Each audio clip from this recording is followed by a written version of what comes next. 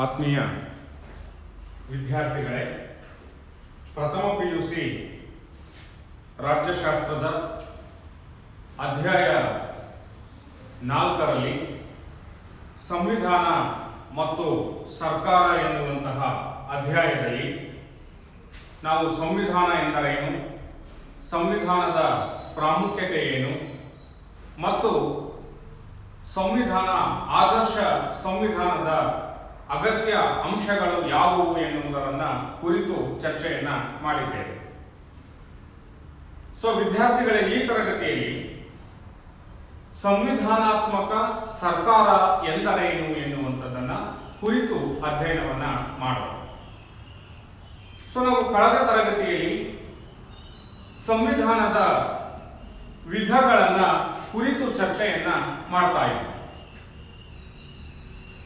ಇಲ್ಲಿ ಸಂವಿಧಾನದ ಸ್ವರೂಪಗಳ ಆಧಾರದ ಮೇಲೆ ಹಾಗೂ ಸಂವಿಧಾನದ ಸ್ವಭಾವದ ಆಧಾರದ ಮೇಲೆ ಸಂವಿಧಾನಗಳನ್ನ ವರ್ಗೀಕರಣ ಮಾಡಲಾಗಿದೆ ಅಂತಕ್ಕಂಥ. ಈ ಸ್ವಭಾವದ ಆಧಾರದ ಮೇಲೆ ಲಿಖಿತ ಸಂವಿಧಾನ ಮತ್ತೊಂದು ಅಲಿಖಿತ ಸಂವಿಧಾನ ಎನ್ನುವಂತಹ ಒಂದು ವರ್ಗೀಕರಣವನ್ನ, ಸ್ವಭಾವದ ಆಧಾರದ ಮೇಲೆ ನಮ್ಯ ಸಂವಿಧಾನ ಮತ್ತು ಅನಮ್ಯ ಸಂವಿಧಾನ ಎನ್ನುವಂತಹ ವರ್ಗೀಕರಣವನ್ನ ಮಾಡಲಾಗಿದೆ ಎನ್ನುವಂತಹ ವಿಚಾರ. ಇಲ್ಲಿ ಸ್ವರೂಪದ ಆಧಾರದ ಮೇಲೆ ಲಿಖಿತ ಸಂವಿಧಾನ ಅಥವಾ ಅಲಿಖಿತ ಸಂವಿಧಾನ ಎನ್ನುವಂತಹ ವರ್ಗೀಕರಣ. ಯಾವ ಸಂವಿಧಾನದ ನಿಯಮಗಳು ಬರವಣಿಗೆಯ ರೂಪದಲ್ಲಿ ಇರುತ್ತವೆಯೋ ಅಂತಹ ಸಂವಿಧಾನವನ್ನ ಲಿಖಿತ ಸಂವಿಧಾನ ಅಂತ ಹೇಳಿ ಕರೀತಾರೆ. ಯಾವ ಸಂವಿಧಾನದ ನಿಯಮಗಳು ಬರವಣಿಗೆಯ ರೂಪದಲ್ಲಿ ಇರದೆ ರೂಢಿ ಮತ್ತು ಸಂಪ್ರದಾಯಗಳ ಆಧಾರದ ಮೇಲೆ ಇರುತ್ತವೆಯೋ ಅಂತಹ ಸಂವಿಧಾನವನ್ನ ಅಲಿಖಿತ ಸಂವಿಧಾನ ಅಂತ ಹೇಳಿ ಕರೀತಾರೆ. ಬರವಣಿಗೆಯ ರೂಪದಲ್ಲಿ ಇರುವಂತಹ ಸಂವಿಧಾನ ಅಥವಾ ದಾಖಲೆಗಳ ರೂಪದಲ್ಲಿ ಇರುವಂತಹ ಸಂವಿಧಾನ ಲಿಖಿತ ಸಂವಿಧಾನ. ಉದಾಹರಣೆ ಭಾರತ ಮತ್ತು ಅಮೆರಿಕ ರಾಷ್ಟ್ರಗಳ ಸಂವಿಧಾನಗಳು ಅಂತಕ್ಕಂಥ. ಬರವಣಿಗೆಯ ರೂಪದಲ್ಲಿ ಇಲ್ಲದೆ ಇರತಕ್ಕಂತಹ ರೂಢಿ ಸಂಪ್ರದಾಯಗಳ ಮೂಲಕ ಅಸ್ತಿತ್ವದಲ್ಲಿ ಇರತಕ್ಕಂತಹ ಸಂವಿಧಾನಗಳನ್ನ ಅಲಿಖಿತ ಸಂವಿಧಾನ ಅಂತ ಕರೀತೇವೆ. ಉದಾಹರಣೆ ಇಂಗ್ಲೆಂಡ್ ಅಥವಾ ಬ್ರಿಟನ್ನಿನ ಸಂವಿಧಾನ ಅಲಿಖಿತ ಸಂವಿಧಾನಕ್ಕೆ ಒಂದು ಅತ್ಯುತ್ತಮ ಉದಾಹರಣೆ ಅಂತ. ಸಂವಿಧಾನದ ಸ್ವರೂಪದ ಆಧಾರದ ಮೇಲೆ ಸಂವಿಧಾನವನ್ನ ಲಿಖಿತ ಸಂವಿಧಾನ ಮತ್ತು ಅಲಿಖಿತ ಸಂವಿಧಾನ ಎನ್ನುವಂತಹ ವರ್ಗೀಕರಣವನ್ನು ನಾವು ನೋಡಿದ್ದೇವೆ. ಸಂವಿಧಾನದ ಸ್ವಭಾವದ ಆಧಾರದ ಮೇಲೆ ಅಂದ್ರೆ ತಿದ್ದುಪಡಿಯ ಆಧಾರದ ಮೇಲೆ ಸಂವಿಧಾನವನ್ನ ನಮ್ಯ ಸಂವಿಧಾನ ಮತ್ತು ಅನಮ್ಯ ಸಂವಿಧಾನ ಎನ್ನುವಂತಹ ಮತ್ತೊಂದು ವರ್ಗೀಕರಣವನ್ನ ಕಾಣ್ತೇವೆ. ಯಾವ ಸಂವಿಧಾನದ ನಿಯಮಗಳನ್ನು ಸುಲಭ ವಿಧಾನಗಳ ಮೂಲಕ ತಿದ್ದುಪಡಿ ಮಾಡಲು ಅವಕಾಶವಿರುತ್ತದೆಯೋ ಅಂತಹ ಸಂವಿಧಾನವನ್ನು ನಮ್ಯ ಸಂವಿಧಾನ ಅಂತ ಹೇಳಿ ಕರೀತಾರೆ. ನಮ್ಯ ಸಂವಿಧಾನಕ್ಕೆ ಉದಾಹರಣೆ ಅಂತ ಹೇಳಿದ್ರೆ ಇಂಗ್ಲೆಂಡಿನ ಸಂವಿಧಾನ. ಸಾಮಾನ್ಯವಾಗಿ ಯಾವ ಸಂವಿಧಾನಗಳು ಅಲಿಖಿತ ಸಂವಿಧಾನವಾಗಿರುತ್ತವೆಯೋ ಅವೆಲ್ಲವೂ ಸಹ ನಮ್ಯ ಸಂವಿಧಾನಗಳಾಗಿರುತ್ತವೆ ಅಂತಕ್ಕಂಥದ್ದು. ಯಾವ ಸಂವಿಧಾನದಲ್ಲಿ ಇರುವಂತಹ ನಿಯಮಗಳನ್ನ ಸುಲಭ ವಿಧಾನಗಳ ಮೂಲಕ ತಿದ್ದುಪಡಿ ಮಾಡಲು ಅವಕಾಶವಿರುತ್ತದೆಯೋ ಅಂತಹ ಸಂವಿಧಾನಗಳನ್ನ ನಮ್ಯ ಸಂವಿಧಾನ ಅಂತೇಳಿ ಕರೀತಾರೆ. ಉದಾಹರಣೆ ಇಂಗ್ಲೆಂಡಿನ ಸಂವಿಧಾನ ಅಂತ. ಮತ್ತೊಂದು ವರ್ಗೀಕರಣ ಯಾವುದು ಅಂತ ಹೇಳಿದ್ರೆ ಅನಮ್ಯ ಸಂವಿಧಾನ ಅಂತಕ್ಕಂಥ. ಯಾವ ಸಂವಿಧಾನದ ನಿಯಮಗಳನ್ನ ಕಠಿಣ ವಿಧಾನಗಳ ಮೂಲಕ ತಿದ್ದುಪಡಿ ಮಾಡಲು ಸಾಧ್ಯವಿದೆಯೋ ಅಂತಹ ಸಂವಿಧಾನವನ್ನ ಅನಮ್ಯ ಸಂವಿಧಾನ ಅಂತ ಹೇಳಿ ಕರೀತಾರೆ. ಯಾವ ಸಂವಿಧಾನದ ನಿಯಮಗಳನ್ನ ಕಠಿಣ ವಿಧಾನಗಳ ಮೂಲಕ ಮಾತ್ರ ತಿದ್ದುಪಡಿ ಮಾಡಲು ಸಾಧ್ಯವಿದೆಯೋ ಅಂತಹ ಸಂವಿಧಾನ ಅನಮ್ಯ ಸಂವಿಧಾನ ಅಂತೇಳಿ ಕರೀತಾರೆ. ಅನಮ್ಯ ಸಂವಿಧಾನಕ್ಕೆ ಉದಾಹರಣೆ ಅಂತ ಹೇಳಿದ್ರೆ ಭಾರತ ಮತ್ತು ಅಮೆರಿಕ ಸಂವಿಧಾನಗಳು ಅನಮ್ಯ ಸಂವಿಧಾನ ಅಂತೇಳಿ ನಾವು ಗುರುತಿಸ್ತೇವೆ. ಭಾರತ ಮತ್ತು ಅಮೆರಿಕದ ಸಂವಿಧಾನದಲ್ಲಿರ್ತಕ್ಕಂತಹ ನಿಯಮಗಳನ್ನ ಆ ಸಂವಿಧಾನಕ್ಕೆ ತಿದ್ದುಪಡಿಯನ್ನು ಮಾಡಬೇಕು ಅಂತ ಹೇಳಿದ್ರೆ ಅತ್ಯಂತ ಕಠಿಣವಾದಂತಹ ವಿಧಾನಗಳ ಮೂಲಕ ಮಾತ್ರ ಮಾಡಲು ಸಾಧ್ಯವಿದೆ. ಹಾಗಾಗಿ ಆ ಸಂವಿಧಾನಗಳನ್ನ ಅನಮ್ಯ ಸಂವಿಧಾನ ಅಂತ ಹೇಳಿ ಕರೀತಾರೆ. ಸೊ ಹೀಗೆ ವಿದ್ಯಾರ್ಥಿಗಳೇ, ಸಂವಿಧಾನದ ಸ್ವಭಾವ ಮತ್ತು ಅದರ ಸ್ವರೂಪವನ್ನ ಆಧರಿಸಿ ಲಿಖಿತ ಸಂವಿಧಾನ, ಮತ್ತೊಂದು ಅಲಿಖಿತ ಸಂವಿಧಾನ ಎನ್ನುವ ವರ್ಗೀಕರಣ, ಮತ್ತೊಂದು ನಮ್ಯ ಸಂವಿಧಾನ ಮತ್ತು ಅನಮ್ಯ ಸಂವಿಧಾನ ಎನ್ನುವಂತಹ ವರ್ಗೀಕರಣವನ್ನ ಮಾಡಲಾಗಿದೆ ಎನ್ನುವಂತಹ ಅಂಶವನ್ನ ನಾವು ಪುನಃ ಇಲ್ಲಿ ನೆನಪನ್ನ ಮಾಡಿಕೊಳ್ತೇವೆ. ಸೊ ಹಾಗೆಯೇ ಈ ತರಗತಿಯಲ್ಲಿ ಮತ್ತೊಂದು ಪ್ರಮುಖವಾಗಿರ್ತಕ್ಕಂತಹ ಅಂಶ ಯಾವುದು ಅಂತ ಹೇಳಿದ್ರೆ ಸಂವಿಧಾನಾತ್ಮಕ ಸರ್ಕಾರ, ಕಾನ್ಸ್ಟಿಟ್ಯೂಷನಲ್ ಗವರ್ನಮೆಂಟ್ ಅಂತ ಹೇಳಿ ಕರೀತಾರೆ. ಹಾಗಾದ್ರೆ ಸಂವಿಧಾನಾತ್ಮಕ ಸರ್ಕಾರ ಅಂದ್ರೆ ಏನು ಅಂತ ಹೇಳಿದ್ರೆ, ಯಾವ ಸರ್ಕಾರವು ಸಂವಿಧಾನಕ್ಕೆ ಅನುಗುಣವಾಗಿ ಆಡಳಿತವನ್ನ ನಡೆಸುತ್ತವೆಯೋ ಅಂತಹ ಸರ್ಕಾರಗಳನ್ನ ಸಂವಿಧಾನಾತ್ಮಕ ಸರ್ಕಾರಗಳು ಅಂತ ಹೇಳಿ ಕರೀತಾರೆ. ಸಂವಿಧಾನದ ನಿಯಮಗಳಿಗೆ ಅನುಗುಣವಾಗಿ ಆಡಳಿತವನ್ನ ನಡೆಸುವಂತಹ ಸರ್ಕಾರಗಳನ್ನ ಸಂವಿಧಾನಾತ್ಮಕ ಸರ್ಕಾರಗಳು ಅಂತ ಹೇಳಿ ಕರೀತಾರೆ. ಸೊ ಈ ಸಂವಿಧಾನಾತ್ಮಕ ಸರ್ಕಾರದ ವಿಶೇಷತೆ ಏನು ಅಂತ ಹೇಳಿದ್ರೆ, ಸರ್ಕಾರದ ರಚನೆ, ಅಧಿಕಾರಗಳು ಸಂವಿಧಾನಾತ್ಮಕವಾಗಿಯೇ ನಿರೂಪಿಸಲ್ಪಟ್ಟಿರುತ್ತವೆ ಎನ್ನುವಂತಹ ಅಂಶವನ್ನ ನಾವು ಇಲ್ಲಿ ಗಮನಿಸಬೇಕಾಗುತ್ತೆ. ಅಂದ್ರೆ ಒಂದು ಸರ್ಕಾರವನ್ನ ಯಾವ ರೀತಿ ರಚನೆಯನ್ನ ಮಾಡಲಾಗ್ತದೆ, ಮತ್ತು ಆ ಸರ್ಕಾರದ ಅಧಿಕಾರಗಳು ಏನಿದೆ, ಆ ಸರ್ಕಾರದ ಇತಿಮಿತಿಗಳು ಏನು ಅನ್ನುವಂತಹ ಸಂಪೂರ್ಣ ಅಂಶಗಳನ್ನ ಸಂವಿಧಾನಾತ್ಮಕವಾಗಿಯೇ ನಿರೂಪಿಸಲ್ಪಟ್ಟಿರುತ್ತವೆ ಅಂತ ಹೇಳಿದ್ರೆ ಸಂವಿಧಾನದಲ್ಲಿಯೇ ಅವುಗಳನ್ನ ನಮೂದಿಸಲಾಗಿರುತ್ತದೆ ಎನ್ನುವಂತಹ ಅಂಶವನ್ನ ನಾವು ಇಲ್ಲಿ ಗಮನಿಸಬೇಕಾಗ್ತದೆ. ಸೊ ಅದೇ ರೀತಿಯಾಗಿ ಸಂವಿಧಾನಾತ್ಮಕ ಸರ್ಕಾರದಲ್ಲಿ ಪ್ರಜೆಗಳ ಹಕ್ಕುಗಳು ಮತ್ತು ಪ್ರಜೆಗಳ ಇಚ್ಛೆ ಮತ್ತು ಪ್ರಜೆಗಳ ಹಿತಾಸಕ್ತಿಗೆ ಅನುಗುಣವಾಗಿ ಸಂವಿಧಾನವನ್ನ ರೂಪಿಸಲಾಗಿರುತ್ತದೆ ಎನ್ನುವಂತಹ ಅಂಶವನ್ನ ನಾವು ನೆನಪಿಸಿಕೊಳ್ಬೇಕಾಗ್ತದೆ.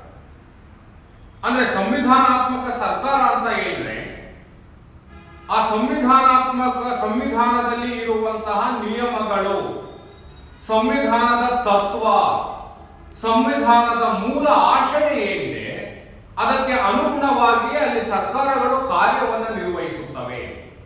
ಅಂತಹ ಸರ್ಕಾರವನ್ನ ಸಂವಿಧಾನಾತ್ಮಕ ಸರ್ಕಾರ ಅಂತ ಹೇಳಿ ಕರೆಯುತ್ತಾರೆ ಅಂತಕ್ಕಂಥ. ಸಾಮಾನ್ಯವಾಗಿ ನಾವು ನೋಡಿದಾಗ ಸಂವಿಧಾನಾತ್ಮಕ ಸರ್ಕಾರಗಳೆಲ್ಲವೂ ಸಹ ಲಿಖಿತ ಸಂವಿಧಾನ ಮತ್ತು ಅಲಿಖಿತ ಸಂವಿಧಾನಗಳನ್ನ ಒಳಗೊಂಡಿರುತ್ತವೆ ಎನ್ನುವಂಥದ್ದನ್ನ ಕಾಣ್ತೇವೆ. ಯಾಕೆ ಅಂತ ಹೇಳಿದ್ರೆ, ಸಂವಿಧಾನಾತ್ಮಕ ಸರ್ಕಾರ ಅಂತ ಹೇಳಿದ್ರೆ ಸಂವಿಧಾನದ ನಿಯಮಗಳನ್ನ ನೋಡಿ ಸರ್ಕಾರ ಆಡಳಿತವನ್ನ ಮಾಡಬೇಕು. ಹಾಗಾಗಿ ಸರ್ಕಾರ ಆಡಳಿತವನ್ನು ನಡೆಸತಕ್ಕಂಥ ಸಂದರ್ಭದಲ್ಲಿ, ಸಂವಿಧಾನವನ್ನು ಅವಲೋಕನ ಮಾಡತಕ್ಕಂಥ ಸಂದರ್ಭದಲ್ಲಿ ಆ ಸಂವಿಧಾನದ ನಿಯಮಗಳು ಲಿಖಿತ ರೂಪದಲ್ಲಿ ಇದ್ದು, ಬರವಣಿಗೆಯ ರೂಪದಲ್ಲಿ ಇದ್ದು, ದಾಖಲೆಗಳ ರೂಪದಲ್ಲಿ ಇದ್ದು ಮತ್ತು ಸ್ಪಷ್ಟವಾಗಿ ಮತ್ತು ನಿರ್ದಿಷ್ಟವಾಗಿ ಇದ್ದಂತಹ ಸಂದರ್ಭದಲ್ಲಿ ಸುಲಭವಾದ ರೀತಿಯಲ್ಲಿ ಸರ್ಕಾರಗಳು ಆಡಳಿತವನ್ನು ನಡೆಸಲು ಸಾಧ್ಯವಾಗುತ್ತದೆ ಅನ್ನುವಂತಹ ಉದ್ದೇಶದಿಂದ ಸಾಮಾನ್ಯವಾಗಿ ಸಂವಿಧಾನಾತ್ಮಕ ಸರ್ಕಾರ ಇರುವಂತಹ ರಾಷ್ಟ್ರಗಳಲ್ಲಿ ಲಿಖಿತ ಮತ್ತು ಅನಮ್ಯ ಸಂವಿಧಾನವನ್ನ ಅಳವಡಿಸಿಕೊಳ್ಳಲಾಗಿರುತ್ತದೆ ಅಂತ ಹೇಳ್ಬಿಟ್ಟು ನಾವು ನೋಡಬಹುದು. ಇಲ್ಲಿ ಸಂವಿಧಾನಾತ್ಮಕ ಸರ್ಕಾರ ಅಂತಕ್ಕಂಥದ್ದು ಕಾನೂನಿನ ಪರಿಮಿತಿಯ ಒಳಗಡೆ ಆಡಳಿತವನ್ನ ನಡೆಸುತ್ತದೆ ಅಂತಕ್ಕಂಥ. ಸೊ ಹಾಗಾಗಿ ಸಂವಿಧಾನಾತ್ಮಕ ಸರ್ಕಾರವನ್ನು ನಾವೇನಂತ ಕರಿತೀವಿ? ಪರಿಮಿತಿ ಸರ್ಕಾರ ಅಥವಾ ಲಿಮಿಟೆಡ್ ಗವರ್ನಮೆಂಟ್ ಅಂತೇಳಿ ನಾವು ಕರಿತೇವೆ. ಯಾಕೆಂದ್ರೆ ಸರ್ಕಾರದ ಇತಿಮಿತಿ ಅಥವಾ ರಾಜಕೀಯ ಇತಿಮಿತಿಗಳನ್ನ ನಿರ್ಧರಿಸುವುದು ಯಾವುದು ಅಂತ ಹೇಳಿದ್ರೆ ಅಲ್ಲಿ ಸಂವಿಧಾನದಲ್ಲಿ ಇರುವಂತಹ ಕಾನೂನುಗಳಿಗೆ ಅನುಗುಣವಾಗಿಯೇ ಸರ್ಕಾರಗಳು ಆಡಳಿತವನ್ನು ನಡೆಸಬೇಕಾಗ್ತದೆ. ಹಾಗಾಗಿ ಸರ್ಕಾರಗಳ ಮೇಲೆ ಇತಿಮಿತಿ ಇರುತ್ತದೆ. ಹಾಗಾಗಿ ಸಂವಿಧಾನಾತ್ಮಕ ಸರ್ಕಾರವನ್ನ ಪರಿಮಿತಿ ಸರ್ಕಾರ ಅಥವಾ ಲಿಮಿಟೆಡ್ ಗವರ್ನಮೆಂಟ್ ಅಥವಾ ಕಾನೂನಿನ ಆಡಳಿತ ಅಂತ ಹೇಳಿ ಕರೀತಾರೆ. ಸಂವಿಧಾನಾತ್ಮಕ ಸರ್ಕಾರದಲ್ಲಿ ಕಾನೂನೇ ಮೂಲ ಆಡಳಿತವಾಗಿರುತ್ತದೆ. ಸಂವಿಧಾನದಲ್ಲಿ ಇರ್ತಕ್ಕಂತಹ ಕಾನೂನುಗಳಿಗೆ ಅನುಗುಣವಾಗಿಯೇ ಸರ್ಕಾರ ಆಡಳಿತವನ್ನು ನಡೆಸಬೇಕು. ಹಾಗಾಗಿ ಸಂವಿಧಾನಾತ್ಮಕ ಸರ್ಕಾರವನ್ನ ರೂಲ್ ಆಫ್ ಲಾ ಅಥವಾ ಕಾನೂನಿನ ಆಡಳಿತ ಅಂತ ಹೇಳಿ ನಾವು ಕರೀತೇವೆ. ಸಂವಿಧಾನವನ್ನ ಬಿಟ್ಟು ಸರ್ಕಾರ ಆಡಳಿತವನ್ನು ನಡೆಸಲಿಕ್ಕೆ ಸಾಧ್ಯನೇ ಆಗೋದಿಲ್ಲ. ಸಂವಿಧಾನಾತ್ಮಕ ಸರ್ಕಾರ ಅಂತ ಹೇಳಿದ್ರೆ ಸಂವಿಧಾನದ ನಿಯಮಗಳಿಗೆ, ಸಂವಿಧಾನದಲ್ಲಿ ಇರ್ತಕ್ಕಂತಹ ಕಾನೂನುಗಳಿಗೆ ಅನುಗುಣವಾಗಿಯೇ ಸರ್ಕಾರ ಆಡಳಿತವನ್ನು ನಡೆಸಬೇಕು. ಹಾಗಾಗಿ ಸಂವಿಧಾನಾತ್ಮಕ ಸರ್ಕಾರವನ್ನ ಪರಿಮಿತಿ ಸರ್ಕಾರ ಅಥವಾ ಲಿಮಿಟೆಡ್ ಗವರ್ನಮೆಂಟ್ ಅಥವಾ ಕಾನೂನಿನ ಆಡಳಿತ, ಕಾನೂನಿನ ಆಳ್ವಿಕೆ ಅಂತಲೂ ಸಹ ನಾವು ಕರೆಯುತ್ತೇವೆ ಅಥವಾ ಕರೆಯಬಹುದು ಎನ್ನುವಂಥದ್ದನ್ನ ಇಲ್ಲಿ ನಾವು ಗಮನಿಸಬೇಕಾಗ್ತದೆ ಅಂತಕ್ಕಂಥದ್ದು. ಸೊ ಅದೇ ರೀತಿಯಾಗಿ ಸಂವಿಧಾನಾತ್ಮಕ ಸರ್ಕಾರದ ಮೂಲ ತತ್ವ ಕಾನೂನಾತ್ಮಕ ಅಧಿಕಾರದ ಚಲಾವಣೆ ಅಂದ್ರೆ ರೂಲ್ ಆಫ್ ಲಾ ಅಂತಕ್ಕಂಥದ್ದು. ಕಾನೂನು ಆಡಳಿತ ವರ್ಗ ಮತ್ತು ಪ್ರಜೆಗಳಿಗೆ ಸಮಾನವಾಗಿ ಅನ್ವಯವಾಗುತ್ತದೆ ಎನ್ನುವಂಥದ್ದನ್ನ ನಾವು ಇಲ್ಲಿ ನೋಡ್ತೇವೆ. ಸಂವಿಧಾನಾತ್ಮಕ ಸರ್ಕಾರದಲ್ಲಿ ಆಳುವಂತಹ ವರ್ಗ ಮತ್ತು ಆಳಿಸಿಕೊಳ್ಳುವ ವರ್ಗ ಏನು ಎರಡು ವರ್ಗಗಳಿರ್ತದೆ, ಆ ಎರಡು ವರ್ಗಗಳಿಗೂ ಸಹ ಕಾನೂನುಗಳು ಸಮಾನವಾಗಿ ಅನ್ವಯವಾಗುತ್ತದೆ. ಕಾನೂನಿನ ಆಳ್ವಿಕೆಯೇ ಅಲ್ಲಿ ಶ್ರೇಷ್ಠತೆಯನ್ನು ಪಡೆದುಕೊಂಡಿರುತ್ತದೆ. ಸೊ ಹಾಗಾಗಿ ಎರಡೂ ವರ್ಗಗಳಿಗೂ ಸಹ ಕಾನೂನು ಎಲ್ಲರಿಗೂ ಸಹ ಸಮಾನವಾಗಿ ಅನ್ವಯವಾಗ್ತದೆ ಎನ್ನುವಂಥದ್ದನ್ನ ನಾವು ಗಮನಿಸ್ತೇವೆ. ಸೊ ಸಂವಿಧಾನ ಅಂತಕ್ಕಂಥದ್ದು ರಾಜ್ಯದ ಸ್ವರೂಪ, ರಾಜ್ಯದ ರಚನೆ, ರಾಜ್ಯದ ಕಾರ್ಯಗಳ ಜೊತೆಗೆ ರಾಜ್ಯ ಮತ್ತು ಪ್ರಜೆಗಳ ನಡುವಿನ ಸಂಬಂಧಗಳನ್ನ ನಿರ್ಧರಿಸುತ್ತದೆ. ಸರ್ಕಾರವು ಕಾನೂನಿನ ಪರಿಮಿತಿಯಲ್ಲಿ ಕಾರ್ಯವನ್ನು ನಿರ್ವಹಿಸುತ್ತದೆ ಅಂತಕ್ಕಂಥದ್ದು.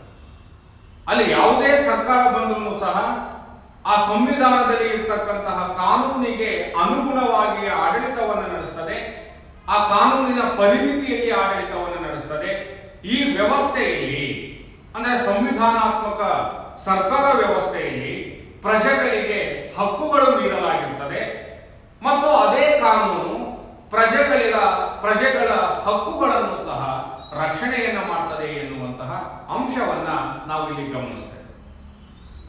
ಸೊ ಈ ಒಂದು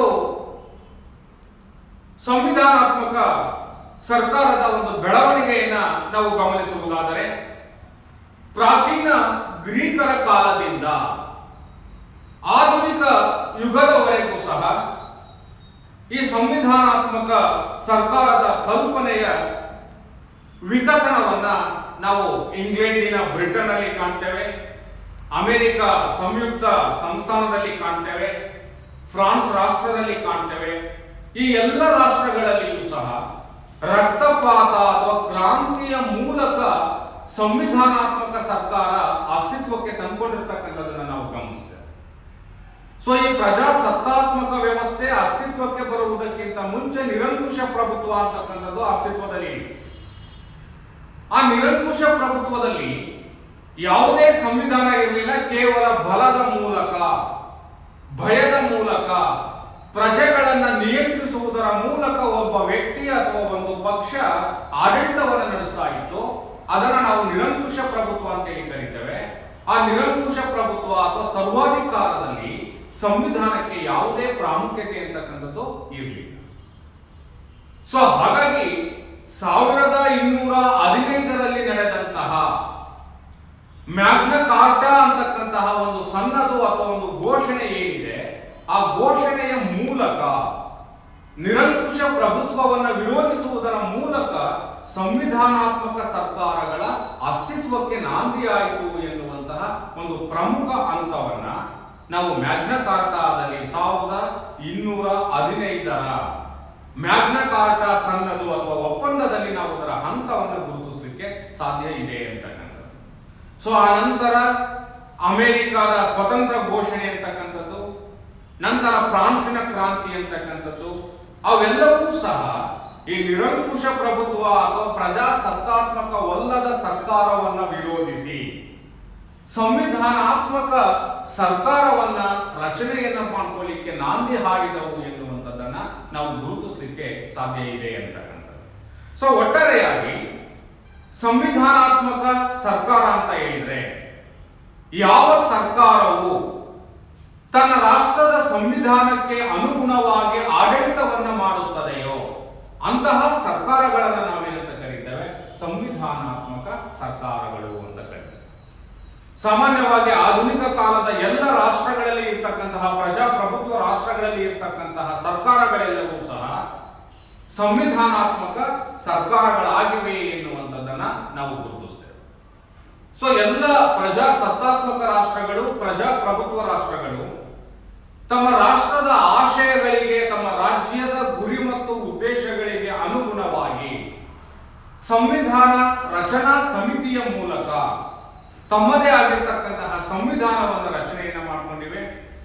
ಆ ಸಂವಿಧಾನಕ್ಕೆ ಅನುಗುಣವಾಗಿಯೇ ಸರ್ಕಾರಗಳು ಅಸ್ತಿತ್ವಕ್ಕೆ ಬರ್ತದೆ. ಆ ಸಂವಿಧಾನದಲ್ಲಿ ತಿಳಿಸಿರ್ತಕ್ಕಂತಹ ನಿಯಮಗಳ ರೀತಿಯಲ್ಲಿಯೇ ಸರ್ಕಾರಗಳು ಆಡಳಿತವನ್ನು ನಡೆಸ್ತವೆ. ಹಾಗಾಗಿ ಅಂತಹ ಸರ್ಕಾರಗಳನ್ನು ನಾವೇನಂತ ಕರಿತೀವಿ ಅಂತ ಹೇಳಿದ್ರೆ ಸಂವಿಧಾನಾತ್ಮಕ ಸರ್ಕಾರಗಳು ಅಂತ ಹೇಳಿ ಕರೀತೀವಿ. ಭಾರತವೂ ಸಹ ಒಂದು ಸಂವಿಧಾನಾತ್ಮಕ ಸರ್ಕಾರವನ್ನು ಒಳಗೊಂಡಂತಹ ಒಂದು ರಾಷ್ಟ್ರವಾಗಿದೆ. 1950 ಜನವರಿ 26ರಂದು ಭಾರತದಲ್ಲಿ ಒಂದು ಸಂವಿಧಾನವನ್ನು ಜಾರಿ ಮಾಡಿಕೊಂಡಿದೆ. ಆ ಸಂವಿಧಾನದಲ್ಲಿರುವಂತಹ ತತ್ವಗಳಿಗೆ, ನಿಯಮಗಳಿಗೆ ಅನುಗುಣವಾಗಿಯೇ ಇಲ್ಲಿನ ಸರ್ಕಾರಗಳು ರಚನೆಯಾಗುತ್ತಿವೆ. ಆ ಸಂವಿಧಾನದಲ್ಲಿ ಏನು ಪ್ರತಿ 5 ವರ್ಷಗಳಿಗೊಮ್ಮೆ ಚುನಾವಣೆಯ ಮೂಲಕ ಪ್ರತಿನಿಧಿಗಳನ್ನು ಆಯ್ಕೆ ಮಾಡಿಕೊಂಡು ಸರ್ಕಾರಗಳು ರಚನೆ ಆಗಬೇಕು ಅನ್ನುವಂತಹ ನಿಯಮ ಇದೆ. ಆ ನಿಯಮಕ್ಕೆ ಅನುಗುಣವಾಗಿಯೇ ಸರ್ಕಾರಗಳು ಭಾರತದಲ್ಲಿ ರಚನೆಯಾಗುತ್ತವೆ. ಮತ್ತು ಆ ರೀತಿ ರಚನೆಯಾದಂತಹ ಸರ್ಕಾರಗಳು ಸಂವಿಧಾನದಲ್ಲಿ ತಿಳಿಸಲ್ಪಟ್ಟಿರುವಂತಹ ನಿಯಮಗಳು ಮತ್ತು ಕಾನೂನುಗಳು ಏನಿದೆ ಆ ಕಾನೂನುಗಳಿಗೆ ಅನುಗುಣವಾಗಿಯೇ ಆಡಳಿತವನ್ನು ನಡೆಸುತ್ತವೆ. ಹಾಗಾಗಿ ಭಾರತವೂ ಸಹ ಸಂವಿಧಾನಾತ್ಮಕ ಸರ್ಕಾರವನ್ನು ಹೊಂದಿದೆ ಎನ್ನುವಂತಹ ಅಂಶವನ್ನು ನಾವು ಗುರುತಿಸಲಿಕ್ಕೆ ಸಾಧ್ಯ ಇದೆ ಅಂತಕ್ಕಂಥದ್ದು. ಸೊ ಹಾಗಾಗಿ ಸಮ್ಮಿಶ್ರ ಸರ್ಕಾರ ಅಂತಕ್ಕಂಥದ್ದು ಸಂವಿಧಾನದ ನಿಯಮಗಳಿಗೆ ಅಥವಾ ಕಾನೂನುಗಳಿಗೆ ಅನುಗುಣವಾಗಿ ಆಡಳಿತವನ್ನು ನಡೆಸ್ತದೆ. ಹಾಗಾಗಿ ಅದನ್ನ ಕಾನೂನಿನ ಆಡಳಿತ, ರೂಲ್ ಆಫ್ ಲಾ ಅಂತ ಹೇಳಿ ಕರೆಯಬಹುದು. ಮತ್ತು ಈ ಸಂವಿಧಾನಾತ್ಮಕ ಸರ್ಕಾರ ಅಂತಕ್ಕಂಥದ್ದು ಸರ್ಕಾರದ ಮೇಲೆ ಸಂವಿಧಾನ ಹಲವಾರು ಮಿತಿಗಳನ್ನ ವಿಧಿಸಿರುತ್ತದೆ. ಆ ಮಿತಿಗಳಿಗೆ ಅನುಗುಣವಾಗಿಯೇ ಸರ್ಕಾರ ಕಾರ್ಯವನ್ನು ನಿರ್ವಹಿಸುತ್ತದೆ. ಹಾಗಾಗಿ ಸಂವಿಧಾನಾತ್ಮಕ ಸರ್ಕಾರವನ್ನ ಪರಿಮಿತಿ ಸರ್ಕಾರ ಅಥವಾ ಲಿಮಿಟೆಡ್ ಗವರ್ನಮೆಂಟ್ ಎನ್ನುವಂತಹ ಹೆಸರಿನಿಂದ ಕರೆಯಲಾಗುತ್ತದೆ ಅಂತ ಸಹ ನಾವು ಅದನ್ನ ಗುರುತಿಸ್ತೇವೆ. ಸೊ ಒಟ್ಟಾರೆಯಾಗಿ ಯಾವ ಸರ್ಕಾರವು ಸಂವಿಧಾನದ ನಿಯಮಗಳಿಗೆ ಅನುಗುಣವಾಗಿ ಆಡಳಿತವನ್ನ ನಡೆಸುತ್ತದೆಯೋ ಅಂತಹ ಸರ್ಕಾರವನ್ನ ಸಂವಿಧಾನಾತ್ಮಕ ಸರ್ಕಾರ ಅಂತ ಹೇಳಿ ನಾವು ಕರಿತೇವೆ ಅಂತ. ಸೊ ಅದೇ ರೀತಿಯಾಗಿ ಸಂವಿಧಾನಾತ್ಮಕ ಸರ್ಕಾರ ಹೊಂದಿರತಕ್ಕಂತಹ ಲಕ್ಷಣಗಳನ್ನು ನಾವು ಗುರುತಿಸುವುದಾದರೆ ಮೊದಲನೇ ಲಕ್ಷಣ ಅಂತ ಹೇಳಿದ್ರೆ ಸಂವಿಧಾನವು ಸರ್ವೋಚ್ಚ ಅಧಿಕಾರವನ್ನ ಪಡೆದಿರುತ್ತದೆ ಎನ್ನುವಂತಹ ಅಂಶವನ್ನ ನಾವು ಇಲ್ಲಿ ಗುರುತಿಸಲಿಕ್ಕೆ ಸಾಧ್ಯ ಇದೆ. ಸೊ ಈ ಸಂವಿಧಾನಾತ್ಮಕ ಸರ್ಕಾರದಲ್ಲಿ ಸಂವಿಧಾನ ಅಂತಕ್ಕಂಥದ್ದು ಒಂದು ಸರ್ವೋಚ್ಚ ಅಧಿಕಾರವನ್ನ ಪಡೆದಿರುತ್ತದೆ ಎನ್ನುವಂತಹ ಮೊದಲನೇ ಲಕ್ಷಣ. ಸೊ ಇಲ್ಲಿ ಸರ್ಕಾರ ಸಂವಿಧಾನಕ್ಕೆ ಅನುಗುಣವಾಗಿ ಕಾರ್ಯವನ್ನು ನಿರ್ವಹಿಸುತ್ತದೆ. ಸರ್ಕಾರದ ಎಲ್ಲ ಅಂಗಗಳ ಅಧಿಕಾರ ಮತ್ತು ಅವುಗಳ ಕಾರ್ಯವ್ಯಾಪ್ತಿಯನ್ನ ಸಂವಿಧಾನವೇ ಸ್ಪಷ್ಟಪಡಿಸುತ್ತದೆ. ಅದಕ್ಕನುಗುಣವಾಗಿ ಆ ಅಂಗಗಳು ಮತ್ತು ಸರ್ಕಾರ ಕಾರ್ಯವನ್ನು ನಿರ್ವಹಿಸುತ್ತದೆ. ಈ ವ್ಯವಸ್ಥೆಯಲ್ಲಿ ಈ ಸಂವಿಧಾನ ಏನಿದೆ ಅದೇ ರಾಜ್ಯದ ಮೂಲಭೂತ ಕಾನೂನಾಗಿರುತ್ತದೆ ಎನ್ನುವಂತಹ ಅಂಶವನ್ನು ನಾವು ಇಲ್ಲಿ ಗುರುತಿಸ್ತೇವೆ. ಸೊ ಸಂವಿಧಾನ ಅಂತಕ್ಕಂಥದ್ದು ರಾಜ್ಯದ ಮೂಲಭೂತ ಕಾನೂನಾಗಿರುತ್ತದೆ. ಸೊ ಹಾಗಾಗಿ ಆ ಸಂವಿಧಾನ ಅಂತಕ್ಕಂಥದ್ದು ಯಾವ ಲಕ್ಷಣವನ್ನ ಪಡ್ಕೊಂಡಿದೆ ಅಂತ ಹೇಳಿದ್ರೆ ಸರ್ವೋಚ್ಚ ಅಧಿಕಾರವನ್ನ ಪಡೆದಿದೆ ಅಂತಕ್ಕಂಥ. ಆ ಸಂವಿಧಾನದಲ್ಲಿ ಯಾವ ನಿಯಮಗಳಿದೆ, ಯಾವ ಕಾನೂನುಗಳಿದೆ, ಯಾವ ತತ್ವಗಳಿದೆ, ಆ ತತ್ವಗಳಿಗೆ ಅನುಗುಣವಾಗಿಯೇ ಸರ್ಕಾರ ಆಡಳಿತವನ್ನು ನಡೆಸಬೇಕು. ಹಾಗಾಗಿ ಈ ಸಂವಿಧಾನಾತ್ಮಕ ಸರ್ಕಾರ ಅಥವಾ ಪ್ರಜಾಸತ್ತಾತ್ಮಕ ವ್ಯವಸ್ಥೆಯಲ್ಲಿ ಸಂವಿಧಾನವೇ ಶ್ರೇಷ್ಠವಾಗಿರುತ್ತದೆ. ಸಂವಿಧಾನವೇ ಸರ್ವೋಚ್ಚ ಅಧಿಕಾರವನ್ನು ಹೊಂದಿರುತ್ತದೆ. ಆ ಸಂವಿಧಾನದಲ್ಲಿ ಏನ್ ಸರ್ಕಾರದ ರಚನೆ ಇರಬಹುದು, ರಾಜ್ಯದ ರಚನೆ ಇರಬಹುದು, ಸರ್ಕಾರದ ಕಾರ್ಯಗಳಿರ್ಬೋದು, ಸರ್ಕಾರದ ಅಂಗಗಳ ಇರಬಹುದು, ಆ ಅಂಗಗಳ ನಡುವೆ ಇರತಕ್ಕಂತಹ ಸಂಬಂಧಗಳಿರಬಹುದು, ಅದೆಲ್ಲವನ್ನು ಸಹ ನಿರ್ಧಾರ ಮಾಡತಕ್ಕಂಥದ್ದು ಯಾವುದು ಅಂತ ಹೇಳಿದ್ರೆ ಸಂವಿಧಾನ. ಆ ಸಂವಿಧಾನದಲ್ಲಿರುವಂತಹ ನಿಯಮಗಳಿಗೆ ಅನುಗುಣವಾಗಿಯೇ ಸರ್ಕಾರ ಆಡಳಿತವನ್ನು ಮಾಡಬೇಕಾಗುತ್ತದೆ. ಸೊ ಹಾಗಾಗಿ ಇದನ್ನು ನಾವು ಏನಂತ ಗುರುತಿಸ್ತೇವೆ, ಸಂವಿಧಾನವು ಸರ್ವೋಚ್ಚ ಅಧಿಕಾರವನ್ನ ಪಡೆದಿರುತ್ತದೆ ಎನ್ನುವಂತಹ ಅಂಶವನ್ನ ನಾವು ಇಲ್ಲಿ, ಲಕ್ಷಣವನ್ನ ನಾವು ಇಲ್ಲಿ ಗುರುತಿಸಲಿಕ್ಕೆ ಸಾಧ್ಯ ಇದೆ. ಅಥವಾ ಒಂದು ವೇಳೆ ಯಾವುದೇ ಒಂದು ಸರ್ಕಾರ ಅಂತಕ್ಕಂಥದ್ದು ಸಂವಿಧಾನದ ನಿಯಮಗಳನ್ನ ಉಲ್ಲಂಘಿಸಿದರೆ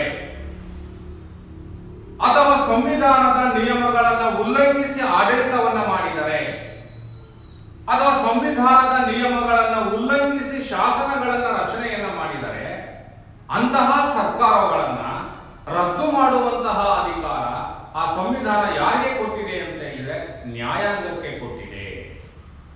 ಸೊ ಆ ನ್ಯಾಯಾಂಗ ಏನ್ ಮಾಡ್ತದೆ ಅಂತ ಸರ್ಕಾರವನ್ನ ರದ್ದು ಮಾಡುವಂತಹ ಅಧಿಕಾರವನ್ನ ಸಂವಿಧಾನ ಹೊಂದಿದೆ ಅಂತಕ್ಕಂಥದ್ದು. ಸೊ ಹಾಗಾಗಿ ನಾವು ಸಂವಿಧಾನಾತ್ಮಕ ಸರ್ಕಾರದಲ್ಲಿ ಅಥವಾ ಪ್ರಜಾಸತ್ತಾತ್ಮಕ ವ್ಯವಸ್ಥೆಯಲ್ಲಿ ಸಂವಿಧಾನ ಅಂತಕ್ಕಂಥದ್ದು ಸರ್ವೋಚ್ಚ ಅಧಿಕಾರವನ್ನ ಪಡೆದಿದೆ. ಅದನ್ನ ಯಾರೂ ಸಹ ಪ್ರಶ್ನೆಯನ್ನು ಮಾಡಲಿಕ್ಕೆ ಸಾಧ್ಯ ಇಲ್ಲ. ಯಾವುದೇ ಸರ್ಕಾರ ಅಧಿಕಾರಕ್ಕೆ ಬಂದರೂ ಸಹ ಆ ಸಂವಿಧಾನಕ್ಕೆ ಅನುಗುಣವಾಗಿಯೇ ಆಡಳಿತವನ್ನು ನಡೆಸಬೇಕು. ಹಾಗಾಗಿ ಇಲ್ಲಿ ನಾವು ಯಾವುದರ ಸರ್ವಶ್ರೇಷ್ಠತೆಯನ್ನ ಕಾಣ್ತೀವಿ ಅಂತ ಹೇಳಿದ್ರೆ ಸಂವಿಧಾನದ ಶ್ರೇಷ್ಠತೆಯನ್ನ ಕಾಣುತ್ತೇವೆ. ಸಂವಿಧಾನವೇ ರಾಷ್ಟ್ರದ ಆಡಳಿತದ ಮೂಲ ಕಾನೂನಾಗಿರುತ್ತದೆ. ಹಾಗಾಗಿ ಒಂದು ಸಂವಿಧಾನ ಸರ್ವೋಚ್ಚ ಸ್ಥಾನವನ್ನ ಪಡೆದಿದೆ ಎನ್ನುವಂತಹ ಒಂದು ಲಕ್ಷಣವನ್ನು ನಾವು ಗುರುತಿಸಲಿಕ್ಕೆ ಸಾಧ್ಯ ಇದೆ ಅಂತಕ್ಕಂಥದ್ದನ್ನ ಕಾಣ್ತೇವೆ. ಸೊ ಅದೇ ರೀತಿ ಎರಡನೇದಾಗಿರ್ತಕ್ಕಂತಹ ಲಕ್ಷಣ ಯಾವುದು ಅಂತ ಹೇಳಿದ್ರೆ ಕಾನೂನು ದೃಷ್ಟಿಯಲ್ಲಿ ಎಲ್ಲರೂ ಸಮಾನರು ಎಂತಕ್ಕಂತಹ ಒಂದು ಲಕ್ಷಣವನ್ನ ನಾವು ಇಲ್ಲಿ ಗುರುತಿಸಲಿಕ್ಕೆ ಸಾಧ್ಯ ಇದೆ. ಸಂವಿಧಾನದಲ್ಲಿರ್ತಕ್ಕಂತಹ ನಿಯಮಗಳು ಮತ್ತು ಕಾನೂನುಗಳು ಅಥವಾ ತತ್ವಗಳು ರಾಜ್ಯದ ಪ್ರಜೆಗಳೆಲ್ಲರಿಗೂ ಸಹ ಸಮಾನವಾಗಿ ಅನ್ವಯವಾಗುತ್ತದೆ ಅಂತಕ್ಕಂಥದ್ದು. ಸಂವಿಧಾನದ ನಿಯಮಗಳು ಏನಿದೆ ಯಾವುದೇ ತಾರತಮ್ಯವನ್ನ ಮಾಡದೆ, ಲಿಂಗಭೇದ ಆಗಿರಬಹುದು, ಸಾಮಾಜಿಕ ಸ್ಥಾನಮಾನದ ಮೇಲೆ ತಾರತಮ್ಯ ಇರಬಹುದು, ಅಥವಾ ಜಾತಿಯ ವ್ಯವಸ್ಥೆಯ ಮೇಲೆ ತಾರತಮ್ಯ ಇರಬಹುದು, ಯಾವ ತಾರತಮ್ಯವೂ ಇಲ್ಲದೆ ರಾಷ್ಟ್ರದ ಎಲ್ಲ ಪ್ರಜೆಗಳಿಗೂ ಸಹ ಸಮಾನವಾಗಿ ಅನ್ವಯವಾಗುತ್ತದೆ ಎನ್ನುವಂತಹ ಒಂದು ಲಕ್ಷಣವನ್ನು ನಾವು ಇಲ್ಲಿ ಗುರುತಿಸಲಿಕ್ಕೆ ಸಾಧ್ಯ ಇದೆ ಅಂತಕ್ಕಂಥ.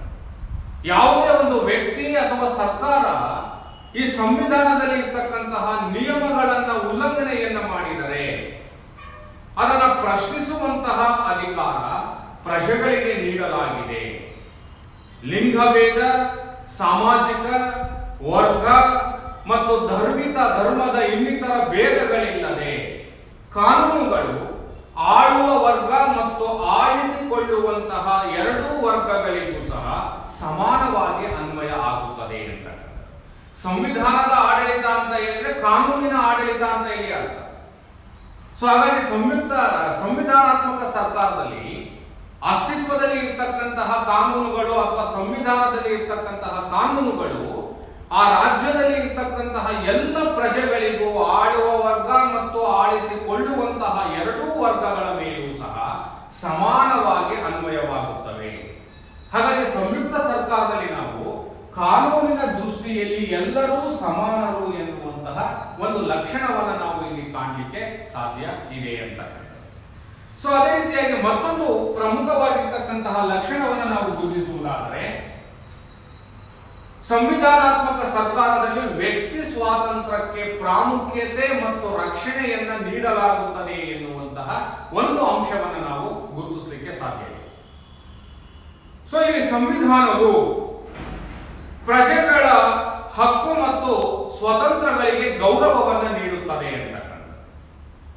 ನಾವು ಎಲ್ಲ ಸಂವಿಧಾನಗಳಲ್ಲಿಯೂ ಸಹ ವ್ಯಕ್ತಿಗೆ ಹಕ್ಕು ಮತ್ತು ಸ್ವಾತಂತ್ರ್ಯವನ್ನು ಕೊಟ್ಟಿದ್ದೀವಿ. ನಾವು ಭಾರತ ಸಂವಿಧಾನವನ್ನು ಉದಾಹರಣೆಗೆ ತೆಗೆದುಕೊಂಡು ನಾವು ನೋಡೋದಾದ್ರೆ, ನಮ್ಮ ಸಂವಿಧಾನದಲ್ಲಿ ಎಲ್ಲ ಪ್ರಜೆಗಳಿಗೂ ಸಹ ಮೂಲಭೂತ ಹಕ್ಕುಗಳನ್ನು ನೀಡಲಾಗಿದೆ. ಆ ಹಕ್ಕುಗಳಿಗೆ ರಕ್ಷಣೆಯನ್ನು ಕೊಡುವಂತಹ ಜವಾಬ್ದಾರಿಯನ್ನು ಸಹ ಆ ಸಂವಿಧಾನಕ್ಕೆ ನೀಡಿದೆ. ಹಾಗಾಗಿ ಸಂವಿಧಾನಾತ್ಮಕ ಸರ್ಕಾರದಲ್ಲಿ ವ್ಯಕ್ತಿ ಸ್ವಾತಂತ್ರ್ಯಕ್ಕೆ ಹೆಚ್ಚಿನ ಪ್ರಾಮುಖ್ಯತೆ ಮತ್ತು ರಕ್ಷಣೆಯನ್ನು ನೀಡಿರುತ್ತದೆ ಎನ್ನುವಂಥದ್ದನ್ನ ಕಾಣಲಿಕ್ಕೆ ಸಾಧ್ಯ ಇದೆ ಅಂತಕ್ಕಂಥದ್ದು. ಸೊ ಅದೇ ರೀತಿ ಸರ್ಕಾರಗಳು ಸಹ ಯಾವುದೇ ವ್ಯಕ್ತಿಯ ಸ್ವಾತಂತ್ರ್ಯಕ್ಕೆ ಧಕ್ಕೆ ಬರಲಿಕ್ಕೆ ಅಥವಾ ಧಕ್ಕೆಯನ್ನು ಉಂಟು ಮಾಡಲಿಕ್ಕೆ ಅವಕಾಶ ಇರೋದಿಲ್ಲ. ಎಲ್ಲ ಪ್ರಜೆಗಳಿಗೂ ಸಹ ಸಂವಿಧಾನಾತ್ಮಕ ರಕ್ಷಣೆ ಅಂತಕ್ಕಂಥದ್ದನ್ನ ನಾವು ಈ ಸಂವಿಧಾನಾತ್ಮಕ ಸರ್ಕಾರದಲ್ಲಿ ಕಾಣಲಿಕ್ಕೆ ಸಾಧ್ಯ ಇದೆ ಅಂತಕ್ಕಂಥದ್ದು. ಸೊ ಹಾಗಾಗಿ ಎಲ್ಲ ವ್ಯಕ್ತಿಗಳ ಸ್ವಾತಂತ್ರ್ಯಕ್ಕೆ ಪ್ರಾಮುಖ್ಯತೆ ಮತ್ತು ರಕ್ಷಣೆಯನ್ನ ಈ ಸಂವಿಧಾನಾತ್ಮಕ ಸರ್ಕಾರದಲ್ಲಿ ನಾವು ಕಾಣಲಿಕ್ಕೆ ಸಾಧ್ಯ ಇದೆ ಅಂತಕ್ಕಂಥದ್ದನ್ನ ಗಮನಿಸ್ತೇವೆ. ಸೊ ಹಾಗೆಯೇ ಇಲ್ಲಿ ಪ್ರತಿನಿಧಿ ಸರ್ಕಾರ ಅಂತಕ್ಕಂಥದ್ದು ಅಸ್ತಿತ್ವದಲ್ಲಿ ಇರುತ್ತದೆ ಎನ್ನುವಂಥದ್ದನ್ನ ನಾವು ಗಮನಿಸ್ತೇವೆ. ಸೊ ಇಲ್ಲಿ ಪ್ರತಿನಿಧಿ ಸರ್ಕಾರ ಅಥವಾ ರೆಪ್ರೆಸೆಂಟೇಟಿವ್ ಗವರ್ನಮೆಂಟ್ ಅಂತ ಹೇಳಿದ್ರೆ ಪ್ರಜೆಗಳ ಇಚ್ಛೆಗೆ ಅನುಗುಣವಾಗಿರುವಂತಹ ಸರ್ಕಾರಗಳು ಎನ್ನುವಂತಹ ಅರ್ಥ. ಪ್ರತಿನಿಧಿ ಪ್ರಜಾಪ್ರಭುತ್ವ ಅಂತ ಹೇಳಿದ್ರೆ ಪ್ರಜೆಗಳ ಮೂಲಕ ಪ್ರತಿನಿಧಿಗಳು ಆಯ್ಕೆ ಆಗ್ತಾರೆ. ಆ ಪ್ರತಿನಿಧಿಗಳು ಪ್ರಜೆಗಳ ಪರವಾಗಿ ಸರ್ಕಾರದಲ್ಲಿ ಆಡಳಿತವನ್ನು ನಡೆಸ್ತಾ ಇರ್ತಾರೆ. ಸೊ ಇಂತಹ ಸರ್ಕಾರವನ್ನು ನಾವೇನಂತ ಕರಿತೀವಿ? ಪ್ರತಿನಿಧಿ ಸರ್ಕಾರ ಅಂತ ಹೇಳಿ ಕರಿತೀವಿ. ಅಂದ್ರೆ ಸಂವಿಧಾನಾತ್ಮಕ ಸರ್ಕಾರದಲ್ಲಿ ಪ್ರಜೆಗಳ ಇಚ್ಛೆಗೆ ಅನುಗುಣವಾದಂತಹ ಸರ್ಕಾರಗಳು ಅಧಿಕಾರಕ್ಕೆ ಬರುತ್ತವೆ. ಆದರೆ ನಾವು ಒಂದು ವೇಳೆ ನಿರಂಕುಶ ಪ್ರಭುತ್ವವನ್ನು ತೆಗೆದುಕೊಂಡು ನಾವು ನೋಡೋದಾದ್ರೆ, ಆ ನಿರಂಕುಶ ಪ್ರಭುತ್ವದಲ್ಲಿ ದೌರ್ಜನ್ಯದ ಮೂಲಕ ಅಥವಾ ಶಕ್ತಿಯ ಮೂಲಕ ಅಥವಾ ಜನರನ್ನ ಭಯದ ಮೂಲಕ ಅಲ್ಲಿನ ಸರ್ಕಾರ ಅಥವಾ ಅಲ್ಲಿನ ಅಧಿಕಾರ ಅಂತಕ್ಕಂಥದ್ದು ಅಸ್ತಿತ್ವಕ್ಕೆ ಬರ್ತದೆ. ಆದರೆ ಸಂವಿಧಾನಾತ್ಮಕ ಸರ್ಕಾರದಲ್ಲಿ ಪ್ರಜೆಗಳ ಮೂಲಕ ಪ್ರತಿನಿಧಿಗಳನ್ನ ಆಯ್ಕೆ ಮಾಡಿಕೊಂಡು ಪ್ರತಿನಿಧಿಗಳು ಸರ್ಕಾರವನ್ನ ರಚನೆಯನ್ನ ಮಾಡ್ತಾರೆ. ಸೊ ಇಂತಹ ಸರ್ಕಾರವನ್ನ ನಾವೇನಂತ ಕರಿತೀವಿ ಅಂತ ಹೇಳಿದ್ರೆ ಪ್ರತಿನಿಧಿ ಸರ್ಕಾರ ಅಂತ ಹೇಳ್ಬಿಟ್ಟು ಕರಿತೀವಿ. ಸೊ ಈ ಪ್ರತಿನಿಧಿ ಸರ್ಕಾರದಲ್ಲಿ ಸರ್ಕಾರದ ಬದಲಾವಣೆ ಅಂತಕ್ಕಂಥದ್ದು ಸಹ ಚುನಾವಣೆಗಳ ಮೂಲಕ ಶಾಂತಿಯುತವಾಗಿ, ಅಧಿಕಾರದ ವರ್ಗಾವಣೆ ಅಂತಕ್ಕಂಥದ್ದು ಸಹ ಶಾಂತಿಯುತವಾಗಿ ನಡೀತದೆ. ಸಂವಿಧಾನಾತ್ಮಕ ಸರ್ಕಾರದಲ್ಲಿ ಅಥವಾ ಪ್ರತಿನಿಧಿ ಸರ್ಕಾರದಲ್ಲಿ ನಾವು ನೋಡ್ತೇವೆ. ಇದನ್ನು ನಾವು ಗಮನಿಸಲಿಕ್ಕೆ ಸಾಧ್ಯ ಇದೆ ಅಂತೇಳಿ ನಾವು ನೋಡ್ತೇವೆ. ಸೊ ಒಟ್ಟಾರೆಯಾಗಿ ಸಂವಿಧಾನಾತ್ಮಕ ಸರ್ಕಾರಗಳು ಪ್ರಜೆಗಳ ಇಚ್ಛೆಗೆ ಅನುಗುಣವಾಗಿ ಸಂವಿಧಾನಾತ್ಮಕವಾಗಿ ಸರ್ಕಾರಗಳ ರಚನೆ ಆಗ್ತದೆ. ಸೊ ಇದನ್ನ ನಾವೇನಂತ ಕರಿತೀವಿ ಅಂತ ಹೇಳಿದ್ರೆ ಪ್ರತಿನಿಧಿ ಸರ್ಕಾರ ಅಂತ ಹೇಳ್ಬಿಟ್ಟು ಇದನ್ನ ನಾವು ಗುರುತಿಸ್ತೇವೆ. ಸೊ ಹೀಗೆ ರಾಜ್ಯದ ಒಳಗಡೆ ಇರ್ತಕ್ಕಂತಹ ಸಮಸ್ತ ವ್ಯಕ್ತಿಗಳು ಮತ್ತು ಸಮಸ್ತ ಸಂಸ್ಥೆಗಳು ನಮ್ಮ ಸಂವಿಧಾನದ ಅಧಿಕಾರದ ವ್ಯಾಪ್ತಿಗೆ ಒಳಪಟ್ಟಿರುತ್ತವೆ. ಹಾಗೂ ಸರ್ಕಾರದ ವಿವಿಧ ಅಂಗಗಳು ಸಂವಿಧಾನಕ್ಕೆ ಅನುಗುಣವಾಗಿ ಕರ್ತವ್ಯವನ್ನ ನಿರ್ವಹಿಸುತ್ತವೆ. ಇಂತಹ ಸರ್ಕಾರವನ್ನು ನಾವೇನಂತ ಕರಿತೀವಿ ಅಂತ ಹೇಳಿದ್ರೆ ಸಂವಿಧಾನಾತ್ಮಕ ಸರ್ಕಾರ ಅಥವಾ ಪರಿಮಿತ ಸರ್ಕಾರ ಅಥವಾ ಲಿಮಿಟೆಡ್ ಗವರ್ನಮೆಂಟ್ ಅಥವಾ ಕಾನೂನಿನ ಆಳ್ವಿಕೆ ಅಂತಲೂ ಸಹ ನಾವು ಇದನ್ನ ಕರೆಯುತ್ತೇವೆ ಅಂತಕ್ಕಂಥದ್ದು. ಸೊ ವಿದ್ಯಾರ್ಥಿಗಳೇ, ನಿಮಗೆ ಇಲ್ಲಿ ಸಂವಿಧಾನಾತ್ಮಕ ಸರ್ಕಾರ ಅಂದ್ರೆ ಏನು ಅಂತ ಹೇಳಿ ಅರ್ಥ ಆಗಬೇಕು. ಯಾವ ಸರ್ಕಾರಗಳು ಸಂವಿಧಾನದಲ್ಲಿ ಇರುವ ನಿಯಮಗಳಿಗೆ ಅನುಗುಣವಾಗಿ ಆಡಳಿತವನ್ನು ನಡೆಸುತ್ತವೆಯೋ ಅಂತಹ ಸರ್ಕಾರಗಳನ್ನು ನಾವೇನಂತ ಕರೀತೇವೆ? ಸಂವಿಧಾನಾತ್ಮಕ ಸರ್ಕಾರಗಳು ಅಂತ ಹೇಳಿ ಕರೀತೇವೆ. ಸೊ ಈ ಸಂವಿಧಾನಾತ್ಮಕ ಸರ್ಕಾರದಲ್ಲಿ ಬರ್ತಕ್ಕಂತಹ ಪ್ರಮುಖ ಲಕ್ಷಣಗಳನ್ನು ನಾವು ನೋಡುವುದಾದರೆ, ಸಂವಿಧಾನವು ಸರ್ವೋಚ್ಚ ಅಧಿಕಾರವನ್ನ ಪಡೆದಿದೆ ಎನ್ನುವಂತಹ ಒಂದು ಲಕ್ಷಣವನ್ನು ಗುರುತಿಸ್ತೇವೆ. ಹಾಗೆ ಕಾನೂನಿನ ದೃಷ್ಟಿಯಲ್ಲಿ ಎಲ್ಲರೂ ಸಹ ಸಮಾನರು ಎನ್ನುವಂತಹ ಲಕ್ಷಣವನ್ನು ನಾವು ಕಾಣ್ತೇವೆ. ಸೊ ಹಾಗೆ ಇಲ್ಲಿ ಸಂವಿಧಾನಾತ್ಮಕ ಸರ್ಕಾರದಲ್ಲಿ ವ್ಯಕ್ತಿ ಸ್ವಾತಂತ್ರ್ಯಕ್ಕೆ ರಕ್ಷಣೆ ಇರ್ತದೆ. ಇದನ್ನ ನಾವು ಪ್ರತಿನಿಧಿ ಸರ್ಕಾರ ಅಂತಲೂ ಸಹ ನಾವು ಇದನ್ನು ಗುರುತಿಸಲಿಕ್ಕೆ ಸಾಧ್ಯ ಇದೆ ಅಂತಕ್ಕಂಥದ್ದು. ಸೊ ಹೀಗೆ ಸಂವಿಧಾನಾತ್ಮಕ ಸರ್ಕಾರ ಮತ್ತು ಅದರ ಲಕ್ಷಣಗಳ ಮುಖ್ಯ ಅಂಶಗಳನ್ನ ಗಮನಿಸಲಿಕ್ಕೆ ಸಾಧ್ಯ ಇದೆ ವಿದ್ಯಾರ್ಥಿಗಳು. ಸೊ ವಿದ್ಯಾರ್ಥಿಗಳೇ, ಇದಕ್ಕೆ ಸಂಬಂಧಪಟ್ಟಂತೆ ಈ ಸಂವಿಧಾನಾತ್ಮಕ ಸರ್ಕಾರಕ್ಕೆ ಸಂಬಂಧಪಟ್ಟಂತೆ ನಿಮ್ಮ ವಾರ್ಷಿಕ ಪರೀಕ್ಷೆಯಲ್ಲಿ ಸಂವಿಧಾನಾತ್ಮಕ ಸರ್ಕಾರ ಎಂದರೇನು, ಉದಾಹರಣೆ ಕೊಡಿ ಎನ್ನುವಂತಹ 2 ಅಂಕದ ಪ್ರಶ್ನೆಯನ್ನು ನಾವು ನಿರೀಕ್ಷೆಯನ್ನ ಮಾಡಲಿಕ್ಕೆ ಸಾಧ್ಯ ಇದೆ. ಸಂವಿಧಾನಾತ್ಮಕ ಸರ್ಕಾರ ಎಂದರೇನು, ಉದಾಹರಣೆ ಕೊಡಿ ಅಂತ ಕೇಳಿದಾಗ ಯಾವ ಸರ್ಕಾರವು ಸಂವಿಧಾನದ ನಿಯಮಗಳಿಗೆ ಅನುಗುಣವಾಗಿ ಆಡಳಿತವನ್ನು ನಡೆಸುತ್ತದೆಯೋ ಅಂತಹ ಸರ್ಕಾರವನ್ನ ಸಂವಿಧಾನಾತ್ಮಕ ಸರ್ಕಾರ ಎಂದು ಕರೆಯುತ್ತಾರೆ. ಉದಾಹರಣೆ ಅಂತ ಹೇಳಿದಾಗ ಭಾರತ, ಅಮೆರಿಕ, ಇಂಗ್ಲೆಂಡ್, ಫ್ರಾನ್ಸ್ ಯಾವುದಾದರೂ ರಾಷ್ಟ್ರದ ಉದಾಹರಣೆಯನ್ನು ನಾವು ಬರೀಲಿಕ್ಕೆ ಅವಕಾಶ ಇದೆ.